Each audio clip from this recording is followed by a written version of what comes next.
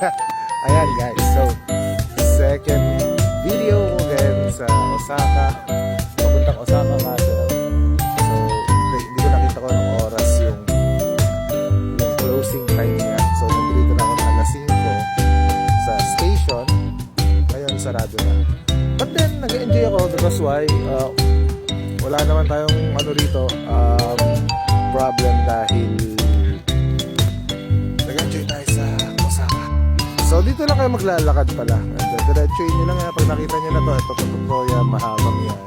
Pag nakita nyo na yan, diretsuin nyo lang yan. Then kaliwa, nandito na yung Osaka Castle. Alright, ito yung pinaka ano nila, place nila na upuan ng mga tao. Okay. So, punta na lang kami ng Dotonbori mamaya.